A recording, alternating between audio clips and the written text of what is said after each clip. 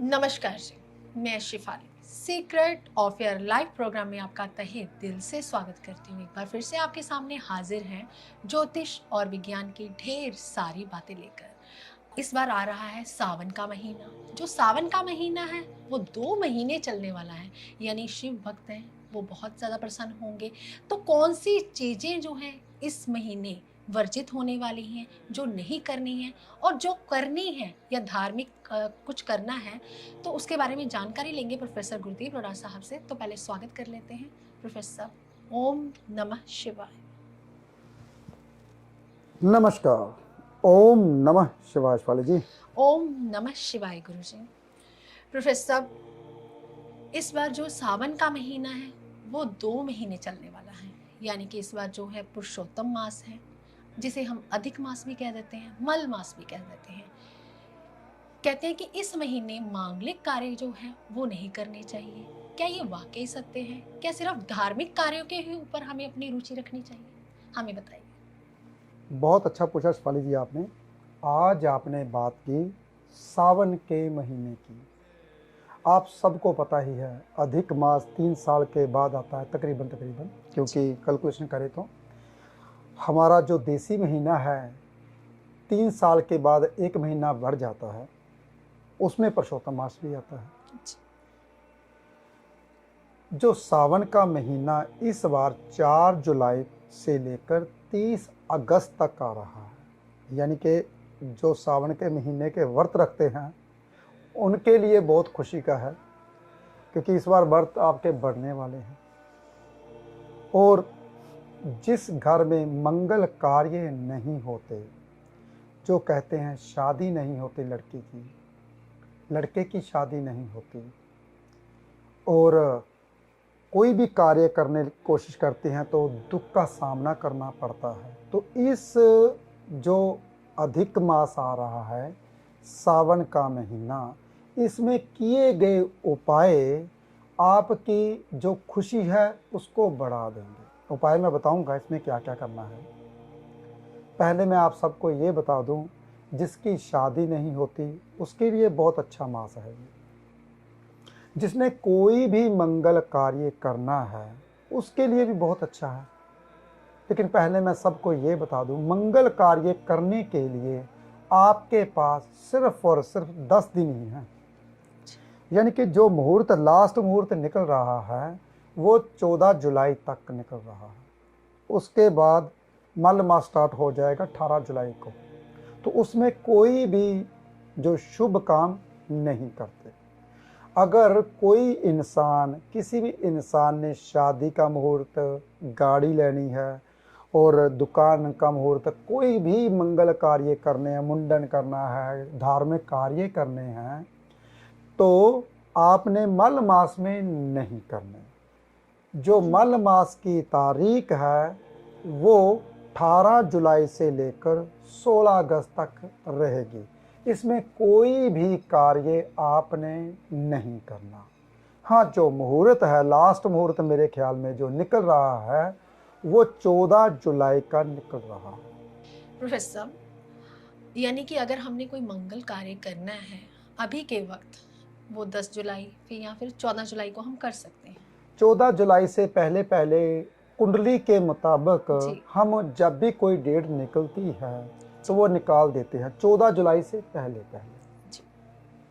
तो 18 जुलाई से लेकर 16 अगस्त तक कोई भी मंगल कार्य, ना धार्मिक कार्य करना है, ना नई गाड़ी, ना शादी विवाह। अगर कोई भी लोगे तो उसमें विलंब आएगा ही आएगा। जी। तो मैं आपको पहले खुशी की बात बता दूं, इस मास में अगर किया हुआ पुण्य दान, वैसे मल मास का देवी देवता कोई नहीं है, विष्णु भगवान जी ने बेड़ा उठाया था इस महीने का देवता बनने के लिए। तो मल मास का देवता फिर क्या, कौन से हुए? विष्णु भगवान जी।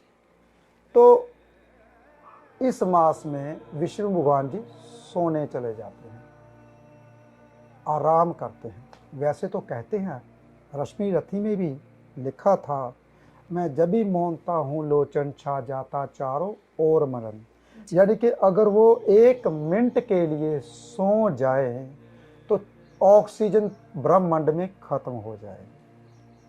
कहता अगर मैं 1 मिनट के लिए सो जाऊं, आंखें बंद कर लूं, तो पूरी दुनिया मर जाएगी। मैं जब भी मौनता हूं लोचन छा जाता, चारों ओर मरण बांधने मुझे तू आया है, जंजीर भड़ी क्या लाया। मेरे बातों बातों में वो बात याद आ गई, क्योंकि जब मैं कोई भी बात बोलता हूं तो मेरे अंदर से वो बातें याद आ जाती हैं। इसलिए कहते हैं कि मल मास में विष्णु भगवान जी आराम करने चले जाते हैं। वैसे वो करते नहीं हैं 1 मिनट के लिए भी। इसमें कोई भी मंगल कार्य नहीं होते। तो जब भी आपने मंगल कार्य करने हैं 14 जुलाई से पहले पहले, और जिसकी शादी नहीं होती, जिसने नई गाड़ी लेनी है, जिसने मंगल कार्य करने हैं, घर में प्रवेश करना है, नया घर बनाना है, कुछ भी करना है, तो 14 जुलाई से पहले पहले कुंडली के मुताबिक आप अपना मुहूर्त निकाल सकते हो, लेकिन उसके बाद नहीं। जो सावन के महीना 2 महीने का आ रहा है, उसमें अगर कोई व्रत पूजा आराधना करता है, जैसे कि अगर किसी की शादी नहीं होती, भांग धतूरा चढ़ाता है, पंचामृत चढ़ाता है, गुलाब की पत्तियां चढ़ाता है, दूध में डालकर, दूध में शक्कर डालता है। जैसे पंचामृत तो अलग चीज़ है, उसमें तो दूध शक्कर घी सब कुछ होता ही है। लेकिन अगर पंचामृत नहीं चढ़ा सकते तो दूध में गुलाब की पत्तियां डालिए, थोड़े से चावल डालिए, थोड़ी सी मिश्री डालिए, क्या बात है। अगर आप ऐसे भी जल चढ़ाते हो, जिसकी शादी नहीं होती उसकी शादी के संजोग खुल जाते हैं। जैसे कहते हैं ना, पुराने जो हमारे बुजुर्ग होते थे, वो तेरे तो संजोग बांधे हुए हैं जी, तेरे तभी तेरी शादी नहीं होती, तू अपने संजोग खुलवा के लेके आ। तो जो पंडित होते हैं हमारे ब्राह्मण, वो आपको उपाय देते हैं संजोग खुलाने के, कि आपके संजोग खुल जाएं। लेकिन सावन के महीने में अगर आप व्रत और ये उपाय करते हो तो उसके संजोग खुल जाते हैं। अगर लड़की है या लड़का है, अगर जल चढ़ाता है, भोले शंकर को सावन के महीने में खुश करता है। वैसे तो पहले से खुश हो जाते हैं, सावन का महीना आता है तो आपको पता ही है सावन का महीना कैसा होता है। यानी कि सूर्य कर्क राशि में प्रवेश कर जाते हैं। जब सूर्य कर्क राशि में प्रवेश करते हैं तो क्या होता है, बादल आते हैं, जल जो ऊपर से आता है वो साफ आता है। देखिए फिर जब सूर्य वृश्चिक राशि में आते हैं, जो ऊपर से जल बरसता है वो गंदा होता है। दीपावली के बाद जो आपने पटाखे फोड़े होते हैं, वो गंदा जल ऊपर से बरसता है।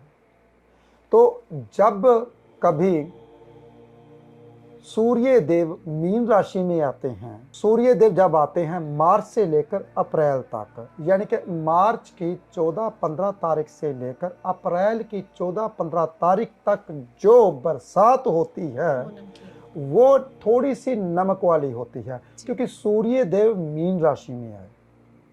सूर्य देव मीन राशि में बादल आते हैं, बरसते ही आते हैं। सीधा पानी ले लिया उन्होंने और समुद्र का, कई दफ़ा समुद्र की भाप लेते हैं, कई दफ़ा समुद्र की नमी, समुद्र की छोटे छोटे क्या ना, उसके पानी बादल के बीच में घुस जाते हैं। तो वो जब बादल आते हैं तो नमकीन बरसात होती है जी। जब वृश्चिक राशि में सूर्य देव होते हैं, वृश्चिक राशि किसकी होती है, गंदे पानी की। तो जब कभी वृश्चिक राशि में सूर्य देव आते हैं तो तब बरसात होती है, वो बरसात थोड़ी सी काली गंदगी वाली होती है। तो जब कर्क राशि में, जबकि सावन का महीना क्यों अच्छा होता है, क्योंकि कर्क राशि में सूर्य देव आए। ऐसे ही पानी, 3 पानी हमारे भीतर हैं, 3 पानी ही बाहर हैं, समुद्र का पानी, गंदा पानी और पीने का पानी, जो हम पीते हैं। ऐसे ही हमारे भीतर भी 3 पानी है, पसीने का पानी, मलमूत्र के द्वारा, जो हमारी नसों में चलता है, खून के द्वारा, जो जीवन दान देता है। कर्क यानी कि चंद्र, वृश्चिक और मीन। जब कभी सूर्य देव कर्क राशि में आते तो साफ पानी की बरसात होती है, वो पानी आप पी भी सकते हो। इसलिए इसमें पैदावार बढ़ती है। जीव जंतु जो होते हैं वो जन्म लेते हैं। देखिए, तो जो शिवरात्रि आती है उसमें जीव जंतु की मुक्ति होती है, इसमें जन्म लेते हैं। तो कोई भी किया हुआ जो उपाय होता है सावन के महीने में, वो आपके लिए कारगर होता है। आप कैसे कर रहे हो? शादी के लिए तो मैंने आपको बता दिया।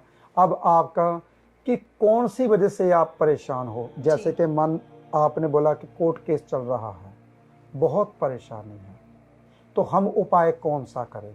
ये जो 2 महीने आपके लिए आ रहे हैं, ये वरदान आ रहे हैं, इसमें आप उपाय कर सकते हो। उड़द की दाल साथ में लीजिए, गुड़ लीजिए, वो दान कीजिए और कच्ची लस्सी भोले शंकर को चढ़ाइए। इससे जो कोर्ट केस में फंसे हुए हैं वो दूर हो जाएंगे। पर देखना पड़ेगा कि आपके शनिदेव 8 हाउस में बैठे हैं या 12वें हाउस में बैठे हैं या 6ठे हाउस में बैठकर 8 हाउस को पीड़ित कर रहे हैं तीसरी दृष्टि से। रोग ऋण शत्रु तभी बढ़ते हैं ना, क्योंकि शनिदेव की तीसरी दृष्टि अष्टम घर पर पड़ती है और सप्तम दृष्टि 12वें घर पर और 10वीं दृष्टि तीसरे घर पर। तीसरा घर होता है पराक्रम का, जोश का, उसको ठंडा कर देते हैं। 6ठे हाउस के जो शनिदेव होते हैं बहुत ज़्यादा खराब होते हैं। शनिदेव तो वैसे 11वें घर में कहते हैं बहुत अच्छे होते हैं, 10वें घर में भी बहुत अच्छे होते हैं, 7वें घर में भी बहुत अच्छे होते हैं। ये मैंने अच्छे घरों में बताया, जिस घरों में अच्छे होते हैं। 9वें घरों में भी अच्छे होते हैं, मकान ज़्यादा ज़मीन बना देते हैं। चलो मेरी बातें आगे चलेगी, बातें करते हैं फिर मल मास की और सावन के महीने की। जी प्रोफेसर, अभी आपने 3 तरह के पानी की बात बताई हमें। जैसे कि आपने बोला कि शरीर के भीतर भी जो है वो 3 तरह का पानी होता है। अगर हम बाहर की बात करें तब भी 3 तरह का पानी होता है, यानी कि तन मन धन के साथ इसका पूरा नाता है। अगर हमें कोई भी तरह की दिक्कत आ रही है, किसी भी तरह की परेशानी आ रही है, अगर हम बात करें कि चंद्रमा जो है कुंडली में 99% लोगों का खराब होता है, तो इसमें कौन सा उपाय किया जाए? शेफाली जी, सावन के महीना जो होता है वो चंद्र का ही होता है। जी बिल्कुल। क्योंकि चंद्र की राशि में सूर्य देव आए। चंद्र बरसात का पानी अगर आप छत के ऊपर रखते हो, इससे जो आपकी मानसिक परेशानियां हैं वो दूर हो जाती हैं। सभी लाल किताब वाले बोलते हैं बरसात का पानी, बरसात का पानी, लेकिन उत्तम बरसात का पानी कौन सा होता है? वो होता है सावन के महीने का। और भी उत्तम पानी कौन सा होता है? जो पानी दिन चढ़े, यानी कि थोड़ा थोड़ा सूरज निकल रहा है और बरसात पड़ रही है, वो सबसे उत्तम होता है।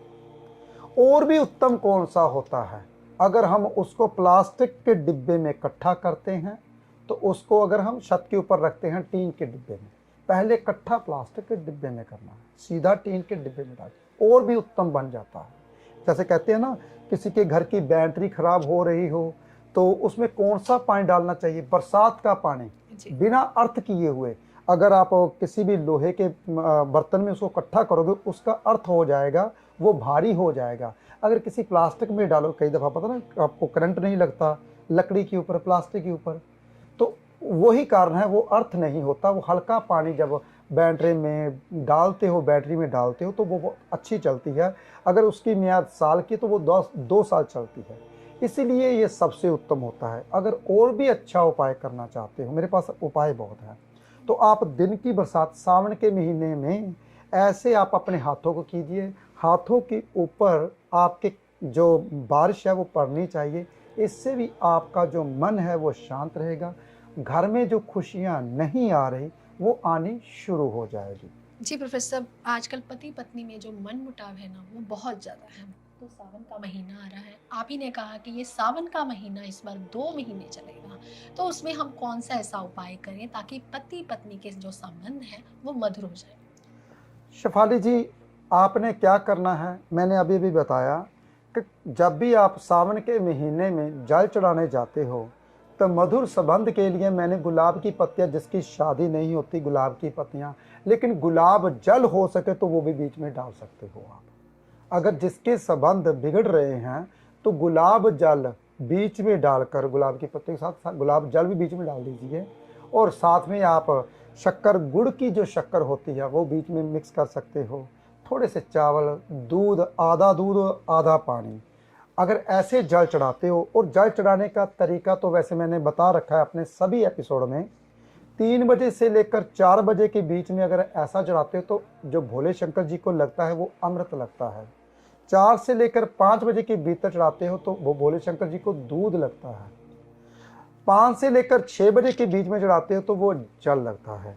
तो तकरीबन चढ़ाने का जो समय है 4 से 6 के बीच में होना चाहिए। अगर आप 4 बजे नहीं उठते, 5 से 6 भी बहुत अच्छा समय है, वहाँ भी चढ़ा सकते हो। उसके बाद तो फिर आप जैसे कर्म कांड कर रहे हो वैसे ही फल मिलता है। जी प्रोफेसर, अभी आपने बताया कि पुरुषोत्तम मास, जिसे हम मल मास भी कहते हैं, अधिक मास भी कहते हैं, वो 18 जुलाई से लेकर 16 अगस्त तक है। क्या उस टाइम के वक्त, उस पीरियड के दौरान हम कुछ ऐसा करें, कोई धार्मिक कार्य ऐसा करें जिससे हमारे परिवार की या हमारी जो है वंश वृद्धि वो अच्छे से हो जाए? शेफाली जी, उस मास में जितनी आप पूजा आराधना करते हो तो आपको सबसे ज़्यादा फल उस मास में मिलना शुरू हो जाएगा। कैसे?